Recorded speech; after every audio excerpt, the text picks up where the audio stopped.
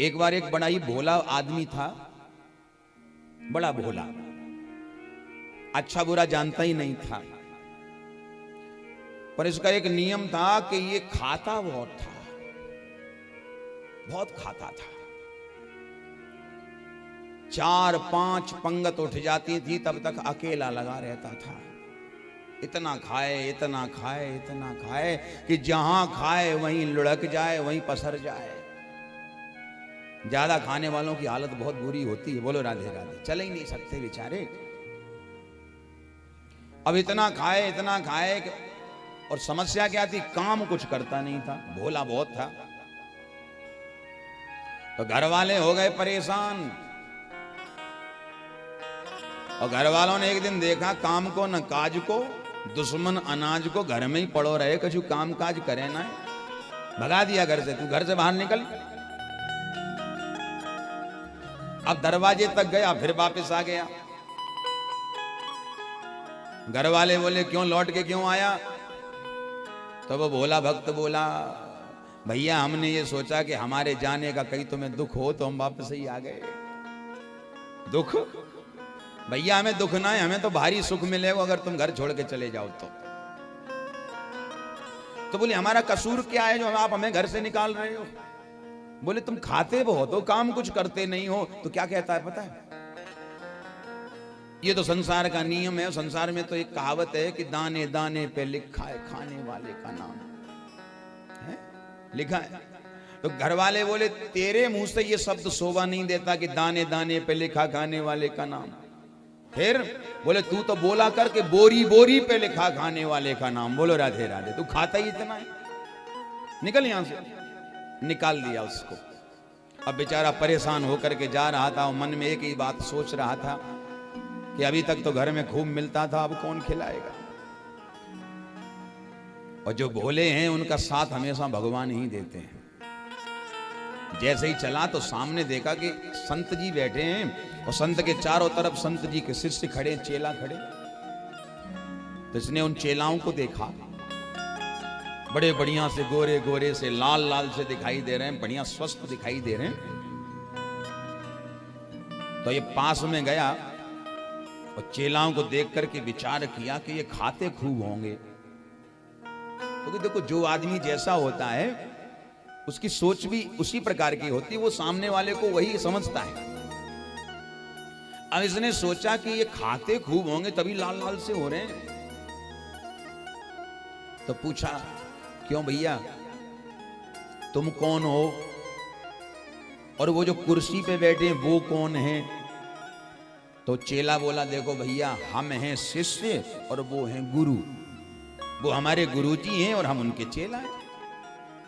अच्छा हाँ। तो बोले ये गुरुजी जो हैं, बोले हाँ, क्या हमें भी चेला बना लेंगे? हाँ हाँ बिल्कुल बना लेंगे, मिलो गुरुजी से। अब गया गुरुजी के चरणों में गिर पड़ा, गुरुजी हमें भी चेला बना लो। सहज स्वभाव के थे गुरुजी। एक कंठी माला उठाई और गले में पहना दी, लो बेटा, और भगवान का नाम दे दिया।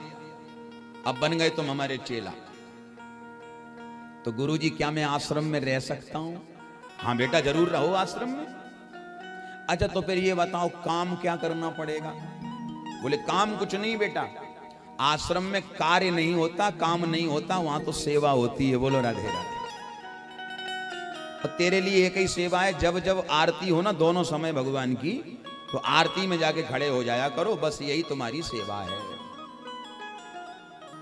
अच्छा गुरुजी ठीक है मैं सेवा करूंगा। अच्छा गुरुजी एक बात और बताओ। बोले क्या? बोले सेवा तो मैं खूब करूंगा लेकिन भोजन भोजन। गुरुजी बोले दोनों समय मिलेगा, घबराओ मत।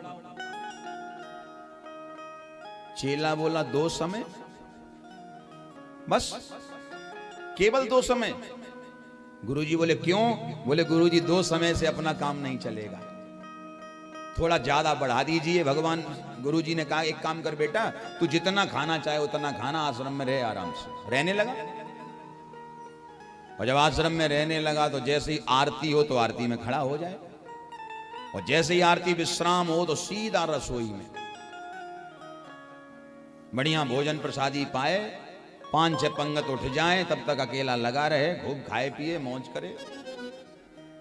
एक दिन सवेरे सवेरे आरती भई, और आरती के बाद जैसे ही महाराज ये रसोई में पहुंचा, ध्यान से सुनिएगा,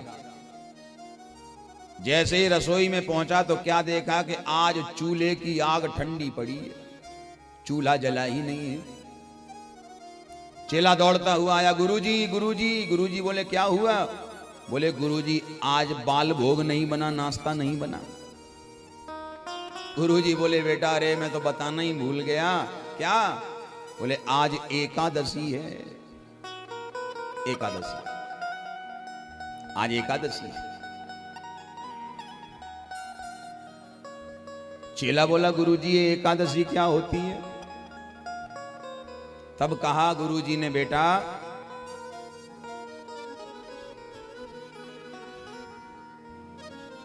एक बार तालियों से अभिनंदन करें आप। बोले ये एकादशी क्या होती है? तब गुरुजी ने कहा बेटा एकादशी के दिन हम वैष्णव लोग अन्न ग्रहण नहीं करते, अन्न का दोष माना जाता है, अन्न ग्रहण नहीं किया जाता। हमारे यहां आश्रम में भोजन नहीं बनता, आज तो व्रत ही रहना पड़ता है। तो बोला गुरुजी तो आश्रम में सभी व्रत करते हैं? बोले हाँ, जितने आश्रम में रहते हैं सारे व्रत करते हैं। तो गुरुजी हमें भी करना पड़ेगा। हाँ बेटा तुम्हें भी करना पड़ेगा, तुम्हें भी करना पड़ेगा। तो क्या कहता है गुरुजी, एक काम करो उनसे ही करा लो। बोलो राधे राधे, हमें क्यों परेशान करते हो, उन्हीं से व्रत करा लो। तो गुरुजी ने कहा कि बेटा आश्रम में रहोगे तो फिर करना ही पड़ेगा। अच्छा अच्छा अच्छा ठीक है ठीक है। पर गुरुजी एक बात कहें? बोले कहो। बोले आज अगर आपने हमसे एकादशी करवा दी तो कल द्वादशी देखने के लिए नहीं बचूंगा। बोलो राधे राधे, मैं तो मर जाऊंगा भूखों से। भूख इतनी लगती है कि मैं मर जाऊंगा, सहन नहीं कर पाऊंगा। गुरुजी मैं एकादशी नहीं रख पाऊंगा। गुरुजी जान गए कि ये भूखा ज्यादा रहता है, भूख से ज्यादा लगती है। तो गुरुजी ने कहा बेटा एक काम करो। क्या? थोड़ा सा राशन लो, सूखा राशन, और सूखा राशन लेकर के दूर नदी के किनारे जाओ, वहां बढ़िया भोजन प्रसादी अपनी बनाओ, और बना के एक काम करना कि खाने से पहले राम जी को बुला के भोग लगाना, फिर तुम पाना। देखो कितनी बढ़िया महिमा गुरुजी बता रहे हैं। पहले बनाना, फिर भोग लगाना, उसके बाद पाना। ठीक है गुरुजी। इसने ऐसा ही किया। ये गया और 1.5 किलो राशन लिया भंडार में से, और राशन लेकर के बड़ा प्रसन्न होके आया कि चलो बात बन गई, आज भूखा नहीं रहना पड़ेगा। नदी के किनारे आया, और नदी के किनारे आकर के इसने बढ़िया महाराज चूल्हा बनाया और दाल रोटी बना के तैयार करी। थाली में दाल रोटी सजा दी। एकदम ध्यान आया कि गुरुजी ने कहा था कि पहले राम जी को बुलाना, उनको भोग लगाना। अब माताओं जरा ध्यान से सुनिएगा। अब भगवान को आवाज लगा रहा है कि राजा राम आइए, प्रभु राम आइए, मेरे भोजन का भोग लगाइए। राजा राम आइए, प्रभु राम आइए, मेरे भोजन का भोग लगाइए। राजा राम आइए, प्रभु राम आइए, मेरे भोजन का भोग लगाइए। राजा राम आइए, प्रभु राम आइए, मेरे भोजन का भोग लगाइए। और देखिए भगवान को बुला रहा है कि राम जी आइए और भोजन का भोग लगाइए। पर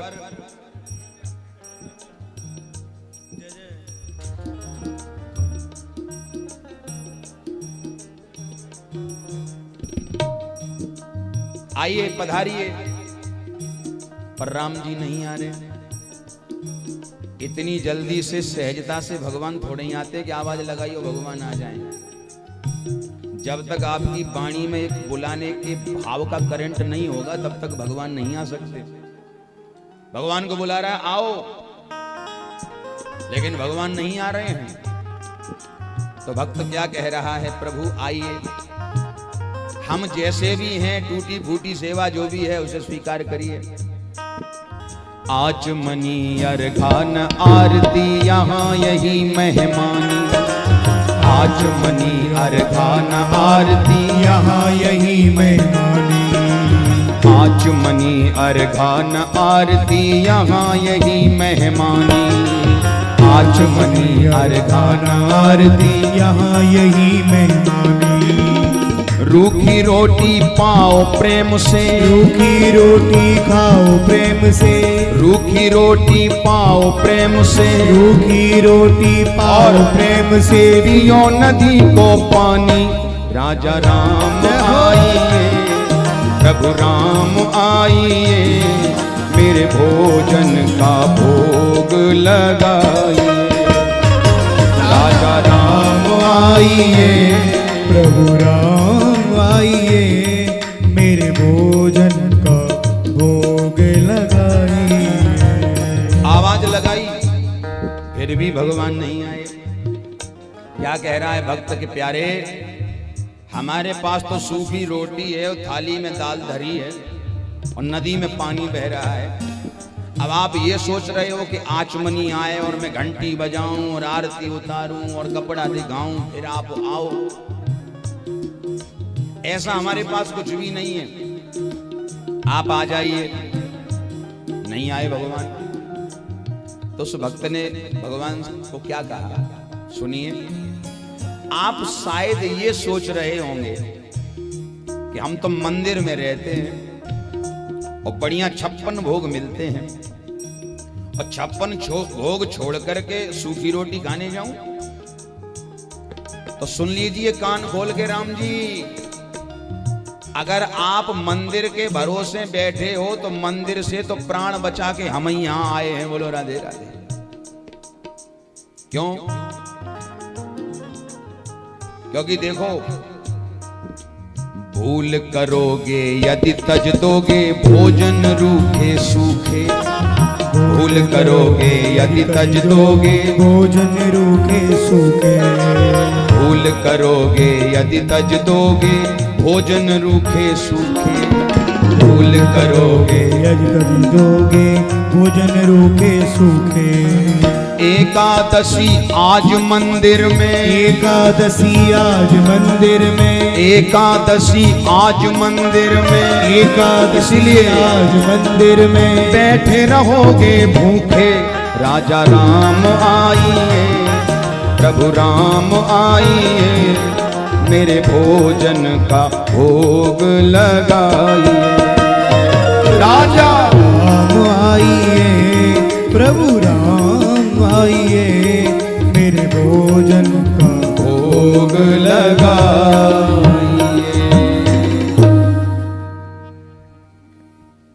ऐसी बढ़िया बात इस भक्त ने कही कि मंदिर के भरोसे यदि बैठे हो तो समझ लो मंदिर से तो प्राण बचा के हम ही भागे हैं, क्योंकि वहां तो आज एकादशी है, भोजन बनेगा ही नहीं। और मंदिर के भरोसे रहे तो आपको भूखा रहना पड़ेगा। इसलिए फायदा इसी में है कि जो रूखी सूखी है वही पालो। बोलो राधे राधे। आ जाओ, उसी में फायदा है। और ऐसी भोली बात कही कि आज भगवान इस बात से प्रसन्न हो गए, प्रसन्न हो गए इस भोली बात से कि चतुराई चौपट करे ज्ञानी गोता खाए और भोले भाले भगत को तुरंत प्रभु मिल जाए। ज्ञानियों का स्वभाव है कि ज्ञान के सागर में ही गोता खाते रहते हैं। और चतुराई चौपट करे, चतुर लोगों का सदा चौपट ही होता है। लेकिन जहां भोला भाव आ गया, भोले भाले भगत को तुरंत प्रभु मिल जाए। बोलो राधे राधे। भगवान इस बात से प्रसन्न हुए और भगवान प्रकट हो गए। ध्यान से सुनना, बड़ी प्यारी कथा है। और कहा बेटा आंखें खोलो। अब उस भक्त ने जो ही आंखें खोली तो क्या देखा कि बुलाया था राम जी को, और राम जी अकेले नहीं आए हैं, सियाजू को संग लाए, सीताराम आए हैं। चक्कर में पड़ गया कि हमने बुलाया था एक को और ये आ गए दो। व्यवस्था है एक की और आ गए दो, तो व्यवस्था तो बिगड़ेगी। बोलो राधे राधे। तो राम जी को पूछने लगा क्यों, पर आप ही राम हैं? भगवान बोले हम ही राम हैं। बताइए। अच्छा एक बात बताओ, ये जो आपके संग में खड़ी हैं ये कौन है? राम जी बोले हमारी धर्म पत्नी है, अर्धांगिनी है, सीता। अरे वाह वाह, कितना सुंदर दर्शन आपका हो रहा है। आप दोनों का दर्शन करके ऐसा लगता है कि आपसे नजर ही नहीं हट रही है, आपको हम देखते ही रहे प्यारे। चलो बड़ी अच्छी बात, लेकिन एक बात कहें? बोले कहो। बोले हमने तो बुलाया था एक को और तुम आ गए दो। चलो अब आ ही गए हो तो जो भी है रूखा सूखा पाओ। हमें ऐसा लगे कि हमें तो एकादशी ही करनी पड़ेगी, बचेगा ही नहीं तो खाएंगे क्या? अच्छा भगवान खाते तो है नहीं, भगवान दृष्टि भोग लगाते हैं। भगवान ने थोड़ी दृष्टि डाली और भगवान बोले अच्छा भैया अब हम चलते हैं। भक्त सामने खड़ा हो गया, ध्यान से सुनना, और सामने खड़े होकर के भगवान से बोला सुनो, आप जा तो रहे हैं और आपको यह भी पता है कि 15 दिन बाद फिर एकादशी आएगी? भगवान बोले हाँ ये तो है। वो आपको यह भी पता है कि 15 दिन बाद एकादशी आएगी, तो एकादशी को यहां हम फिर आएंगे, फिर भोजन बनाएंगे, फिर आपको बुलाएंगे। भगवान बोले तो फिर आप पहले से बता के जाओ कि अगली बार कितने आओगे, हम उतनी व्यवस्था करके रखें, क्योंकि हमें तो भूखा ही रहना पड़ेगा। भगवान बोले घबराओ नहीं, हम अपने व्यवस्था से आ जाएंगे। और 15 दिन बाद एकादशी पड़ी, पहुंच गया गुरुजी बोले का है बेटा? बोले गुरुजी एकादशी आज। अच्छा बेटा तू अपनो राशन ले जाओ, जाके रसोई बना। नहीं गुरुजी आपने राशन पिछली बार 1.5 किलो दिया, कम पड़ गया, आप दुगना कर दो, क्योंकि वहां आपने कहा था एक भगवान आएंगे, वहां तो 2 भगवान आ गए। इतना बोला था ये, गुरुजी से बोला कि वहां तो 2 भगवान आ गए। तो गुरुजी को लगा कि इसके जैसा ही कोई मिल गया होगा, तो गुरुजी ने कहा ठीक है बेटा तू 3 किलो राशन ले जा। 3 किलो राशन लिया है, नदी के किनारे आ गया है और बढ़िया इसने फिर दाल रोटी बनाई, सजाया थाली में और भगवान को आवाज लगा दी। और विचार आया कि पहले राम जी को अकेला ही बुलाया था, चलो अब दोनों को ही बुला लेते हैं। तो आवाज लगा दी कि सीताराम आइए, मेरे राम आइए, मेरे भोजन का भोग लगाइए। सीताराम आइए, प्रभु राम आइए, मेरे भोजन का भोग लगाइए। सीताराम आइए, मेरे राम आइए, मेरे भोजन का भोग लगाइए। सीताराम आइए, राजा राम आइए, मेरे भोजन का भोग लगाइए। आवाज लगा दी, और जैसे ही आवाज लगाई तो भगवान तो इंतजार कर रहे थे कि आवाज लगाए तो हम जाएं। उसी समय भगवान प्रकट हो गए। अब इसने जैसे ही आंखें खोल के देखा तो राम लक्ष्मण जानकी जय बोलो हनुमान की। आंखें खोल के जैसे ही देखा सो देखा 1 2 3 4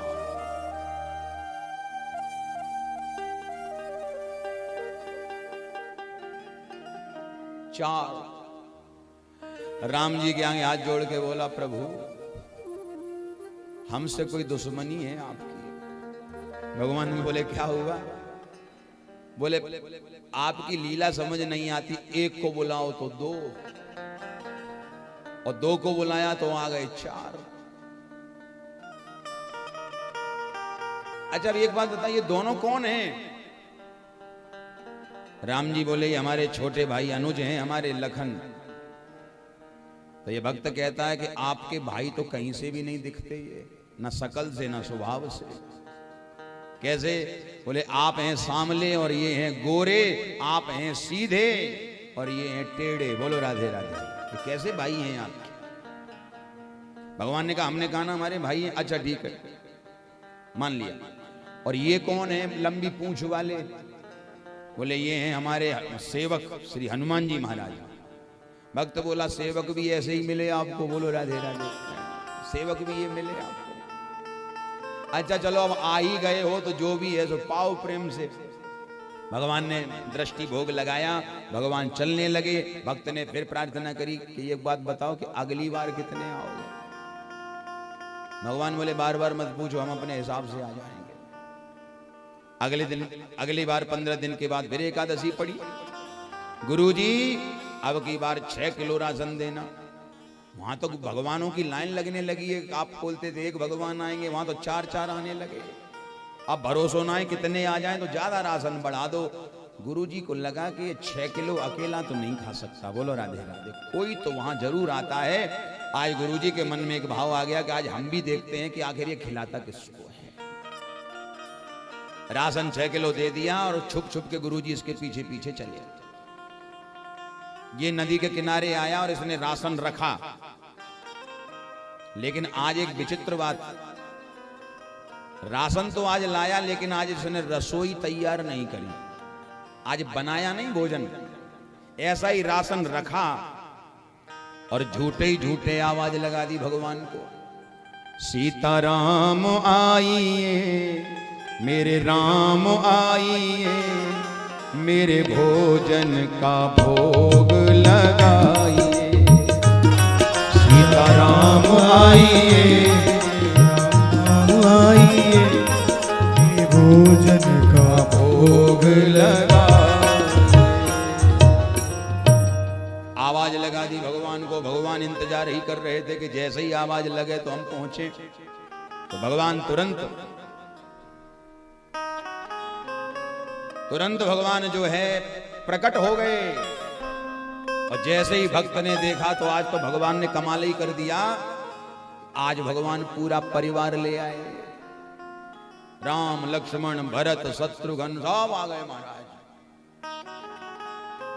ये भक्त देख रहा था और देखते देखते मुस्कुरा रहा है। और भगवान की नजर पड़ी कि रोज हम आते थे तो टेंशन में हो जाता था, वो आज ये मुस्कुरा रहा है, कारण क्या है? तो भगवान ने देखा तो बोला, भक्त सुनिए एक बात कहें? बोले कहो। बोले आपकी लीला आई समझ में नहीं आई, आप कितने विचित्र हैं। बोले क्यों? बोले 1 को बुलाओ तो 2 को बुलाएं तो आ जाते हो 4, तो आज ले आए पूरा परिवार। बोलो राधे राधे। हद ही कर दी आपने तो। भगवान बोले इन बातों को छोड़ो, बड़ी जोर की भूख लगी, लाओ कुछ खाने को तो दो जल्दी। भक्त मालूम क्या बोला? हमारा कोई ठेका नहीं है खिलाने का। बोलो राधे राधे। आज हमने बनाया ही नहीं है। हम बनाएं खिलाएं और बाद में भूखे रह जाएं। तो आज हमने महाराज बनाया ही नहीं है। वो राशन रखा है, अगर भूख लगे तो अपने हाथ से बनाओ और खाओ। बोलो राधे राधे।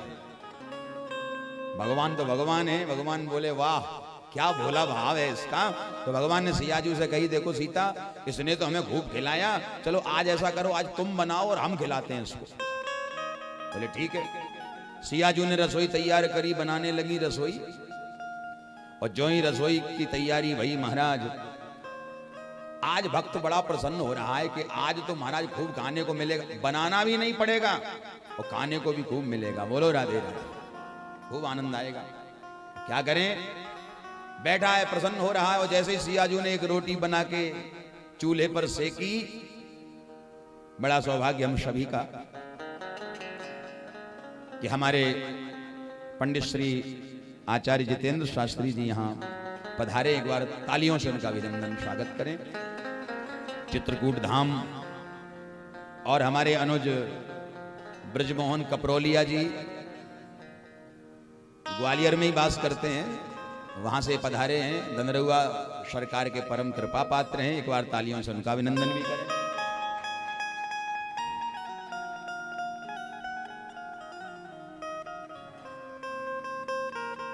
बड़ी कृपा है श्री सरकार की कि ये बड़े बड़े विद्वान हैं, सब आचार्य हैं और इतना प्यार दुलार देते हैं, इतना सम्मान देते हैं। और मुझे लगता है कि इनकी कहीं ना कहीं महानता है और इनका एक ये गौरव है। और उसका जो दर्शन हम लोग समाज में कर रहे हैं, अगर कोई बड़ा विद्वान एक नम्रता से आकर के और किसी साधारण को इतना मान सम्मान दे, तो समझ लो ये उसकी कहीं ना कहीं दिव्यता और भव्यता का ही दर्शन है। तो बहुत बहुत आप सबको हमारा प्रणाम है और खूब खूब आपके लिए शुभकामनाएं हैं कि खूब कृपा करें श्री ठाकुर जी। अच्छा एक बार कह दो राधे राधे। राधे राधे। जैसे सियाजू ने एक महाराज जो है रोटी चूल्हे में सेकी, तो महाराज जो सुगंध जो धुआं वहां से उठा, तो जंगल में जितने बड़े बड़े तपस्वी महात्मा तपस्या कर रहे थे, जब उन्होंने अपने योग बल के माध्यम से, तप के माध्यम से वो सुगंध को सूंघा, प्रसन्न हो गए। बोल कृष्ण कन्हैया लाल की। अरे तेज स्वर में बोलो जरा। बोल कृष्ण कन्हैया लाल की। हमारे बीच में आदरणीय परीक्षित जी के दामाद साहब श्री जितेंद्र सिंह जी भोपाल से पधारे। मैं चाहता हूं एक बार तालियां बजाकर सभी स्वागत करें। आप व्यास मंच का और हमारे आदरणीय गुरुदेव जी का स्वागत करने के लिए आए हैं। एक बार पुनः तालियां बजाकर स्वागत करें सभी। जय श्री राधे। श्री वृंदावन बिहारी लाल की।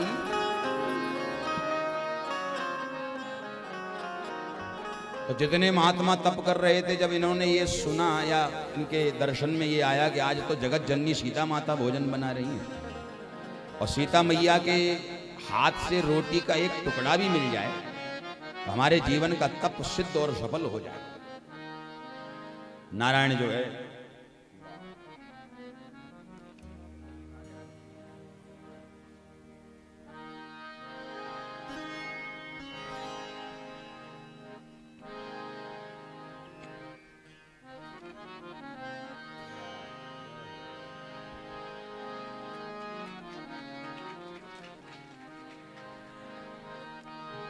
अच्छा एक बात आप लोगों को मैं बताऊं, बड़ी अच्छी बात। पहले जरा ये हो जाने दो।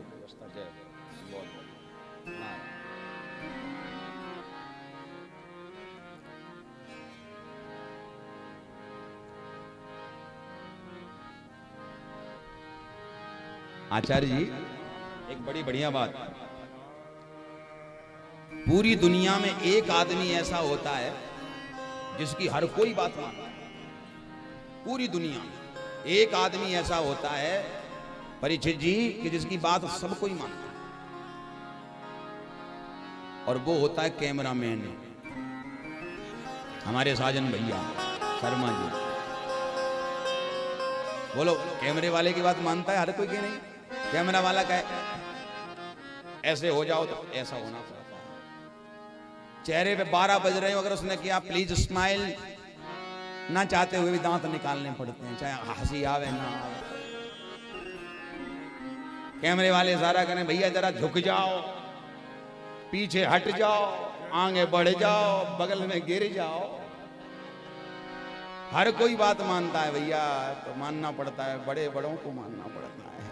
एक बार हमारे साजन भैया के लिए तालियां आप बजाएं, उनके पिताजी के लिए भी जो पंजाब से यहाँ पधारे हैं, राजपुरा पंजाब से आकर के यहाँ लाइव टेलीकास्ट की सेवा दे रहे हैं और सुंदर सुंदर ये आपको दर्शन करा रहे हैं। और ग्वालियर की महिमा भी जितनी गाई जाए वो कम है। बड़ा आनंद है इस कथा में। चलिए एक बार राधे राधे बोलिए जोर से।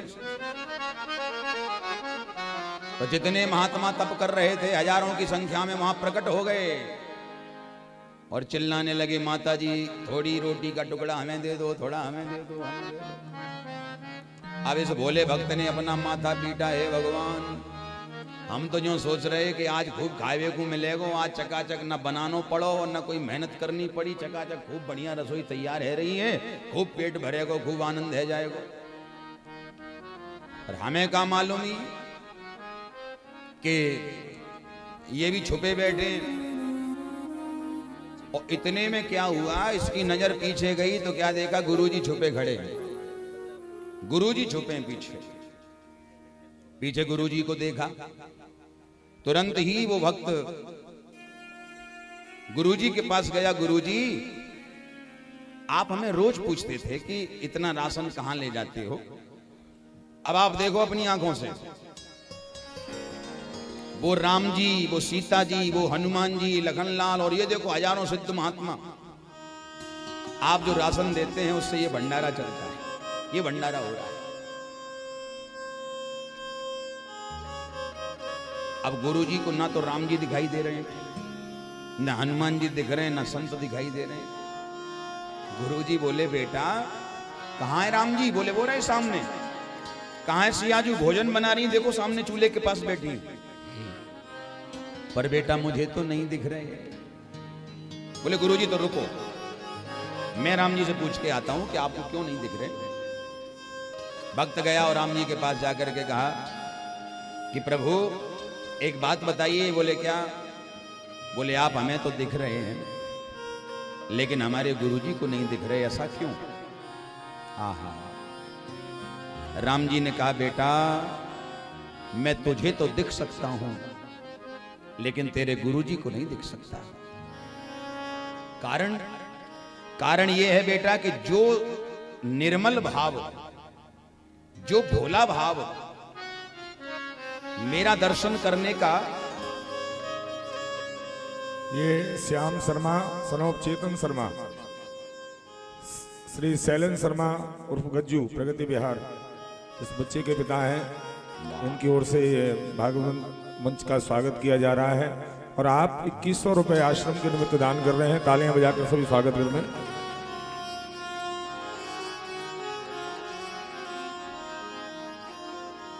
नारायण। राम जी ने कहा, बेटा हम तुझे तो दिख सकते हैं, तेरे गुरुजी को नहीं, क्योंकि जो भाव भोला तेरे हृदय में है, जितना निर्मल भाव तेरे हृदय में मेरा दर्शन करने का है, उतना तेरे गुरुजी के हृदय में नहीं है, उतना तेरे गुरुजी के मन में नहीं है। ऐसी ही यही सीधी सीधी बात आके अपने गुरुजी से चेला ने कही, गुरुजी राम जी कह रहे हैं कि जो भाव मेरे हृदय में देखने का है वो आपके हृदय में नहीं है।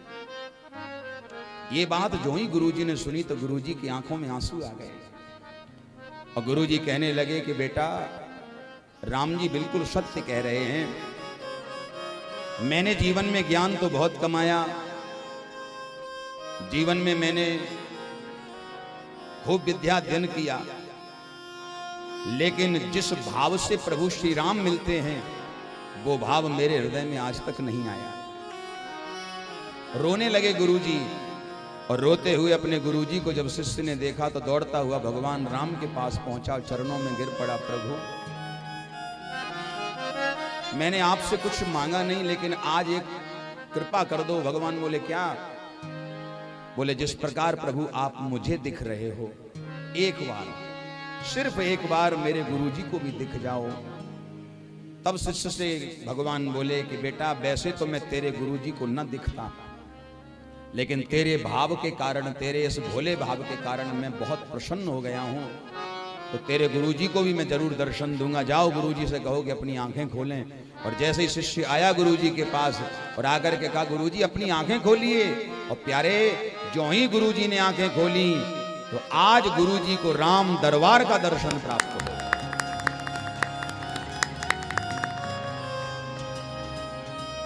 वैसे संसार का नियम है कि संसार में गुरुजी शिष्य को भगवान से मिलाते हैं और यहां शिष्य ने गुरुजी को भगवान से मिलाने का कार्य किया।